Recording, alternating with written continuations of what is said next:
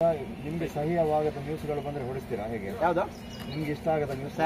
ಹಂಗಾದ್ರೆ ನಾನು ಎಷ್ಟು ಜನ ಹೊಡಿಸ್ಬೇಕಿತ್ತು ಸರ್. ಹಂಗಾದ್ರೆ ನೀವು ಇಲ್ಲಿದ್ದಾರೆ ಪಾವರ್ಟಿ ಅವರು ಬೆಳಿಗ್ಗೆ ಬಂದು ಮಾತಾಡಿಸಿದಾರಪ್ಪ, ಅವ್ರು ನನ್ನ ಬಗ್ಗೆ ಯಾವ ತರ ಹಾಕಿದ್ರು ಸರ್? ಹಾಕ್ಲಿ ಸರ್, ಇವರೊಂದು ವರದಿಗಾರರು, ಅವ್ರು ಹಾಕ್ಲಿ. ನಾನು ಅವತ್ತು ಹೇಳಿ ಸುವರ್ಣ ಸರ್ಗೆ ಹೇಳಿ ಸರ್, ಆತ್ಮೀಯ ಭರತ್ ಆತ್ಮೀಯ ಅಂತ ಹೇಳಿದೀನಿ. ಕಲ್ಲಡ ಕಾಲೇ ಕಾರವಾರದ ಅವನು ಆತ್ಮೀಯ ಅಂತ ಹೇಳಿದೀನಿ. ರಾತ್ರಿ ಮಾತಾಡೋದು ಭರತವ್ರು ಬಂದ್ರು, ಭರತವ್ರಿಗೆ ತಿಳಿಸಿದೆ ನಾನು ವಿಷಯ. ಇಲ್ಲ ಜಯಂತ ಸರ್ ಅಂತ ದಡ್ಡ ಅಲ್ಲ ಅಂತ ಹೇಳಿದೆ. ನಾನು ಅಂತ ದಡ್ಡ ಕೆಲಸ ಮಾಡೋದಿಲ್ಲ ಅಂತ ಹೇಳಿ ನಾವು ಮಾಡೋದೇ ಇಲ್ಲ. ನಾಯಕರು ಹೇಳಿದ್ರೆ ತಪ್ಪಂತ ಹೇಳ್ಬೋದು ಅಥವಾ ಹೇಳ್ಬಾರ್ದು. ಈಗ ಜಯಂತ್ ಅವರೇ ಹೇಳಿ ಸರ್, ಈಗ ಪದ್ಮಲತಾ ಅವರು ಕೇಸ್ ಇಲ್ಲಿಗೆ ತಗೋಬೇಕು ಬೇಡ ಅನ್ನೋದು ಒಂದು ವೇಳೆ ತಗೊಂಡಿಲ್ಲ ಅಂತಾರೆ. ನಾನು ಪ್ಲಾನ್ ಮಾಡ್ರೆ ಇಲ್ಲೇ ತಾಲೂಕು ಕಚೇರಿ ಇದೆಯಲ್ಲ ಸರ್, ಇಲ್ಲೇ ಒಂದು ಪ್ರತಿಭಟನೆ ಮಾಡೋ ಅಂತ ಪ್ಲಾನ್ ಮಾಡಿದ್ದೀನಿ. ಉಪವಾಸ ನಾನು ಉಪವಾಸ ಮಾಡಿದ್ದೀನಿ. ಒಂದು ಕಡೆ ಒಂದು 6 ದಿನ ನೀರು ಏನು ಕುಡಿದು ಉಪವಾಸ ಮಾಡಿದ್ರು, ಇನ್ನೊಬ್ಬರಿಗೋಸ್ಕರ ನನಗೋಸ್ಕರ ಅಲ್ಲ. ಇಲ್ಲೇ ಕೂರ್ತೀನಿ ನಾನು. ಇಲ್ಲಿ ಕಂಪ್ಲೇಂಟ್ ತಗೊಂಡಿಲ್ಲ 100% ಇಲ್ಲೇ ಕೊಡ್ತೀನಿ. ಅದಕ್ಕೆ ನಾನು ಹೇಳ್ತಾರೆ ನೋಡಿ, ಮಾಧ್ಯಮ ಮುಖಾಂತರವಾಗಿ ಇವಾಗ ಇದನ್ನು ಮುಖ್ಯಮಂತ್ರಿ ಆಗಲಿ ಇದಕ್ಕೆ ಸಂಬಂಧಪಟ್ಟ ಎಲ್ಲಾ ಅಧಿಕಾರಿ ನೋಡ್ತಾ ಇರಬಹುದು. ಅವರಿಗೆ ನಾನು ಇವಾಗ ನೇರವಾಗಿ ಹೇಳ್ತಾ ನೋಡಿ, ಇದು ಯಾವುದೇ ನ್ಯಾಯಾಲಯಕ್ಕೆ ಹೋಗಿಲ್ಲ, CIDಯಲ್ಲಿ ಎಂಡ್ ಆಗೋ ಪ್ರಕರಣ. ಅದಕ್ಕೋಸ್ಕರ ಇದನ್ನು ತನಿಖೆಗೆ ಒಳಪಡಿಸಬೇಕಂತ ಈ ಮೂಲಕ ವಿನಂತಿ ಕೊಡ್ತಾರೆ.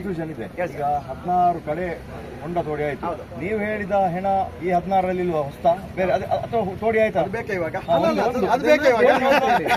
ಅದೇನಾ ಸರ್, ಅದಕ್ಕೆ ಸಂಬಂಧ ಇಲ್ಲ ಸರ್. ಬೇರೆ ಅದು ಅದಕ್ಕೆ ಸಂಬಂಧ ಇಲ್ಲ.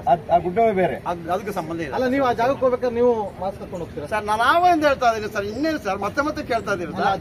ನಾವೇನಕ್ಕೆ ಹೋಗ್ಬೇಕು ಸರ್? ನಾವೇನಕ್ಕೆ ಹೋಗ್ಬೇಕು ಸರ್?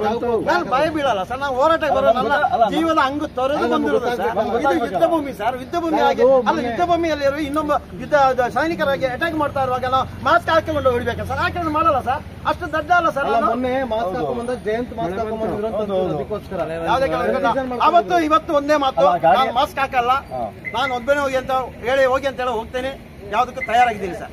ಇಂತಹ ನೈಜ ಕುತೂಹಲ ಭರಿತ ಸುದ್ದಿಗಳು ನಿಮಗೆ ಸಿಗಬೇಕಂದ್ರೆ ರಾಜ್ಯದ ಪ್ರತಿಷ್ಠಿತ ಜನಪರ ಡಿಜಿಟಲ್ ಸುದ್ದಿ ಮಾಧ್ಯಮ ಪಬ್ಲಿಕ್ ಇಂಪ್ಯಾಕ್ಟ್ ಚಾನೆಲ್ ಅನ್ನು ಯೂಟ್ಯೂಬ್ನಲ್ಲಿ ಸಬ್ಸ್ಕ್ರೈಬ್ ಮಾಡಿಕೊಳ್ಳಿ.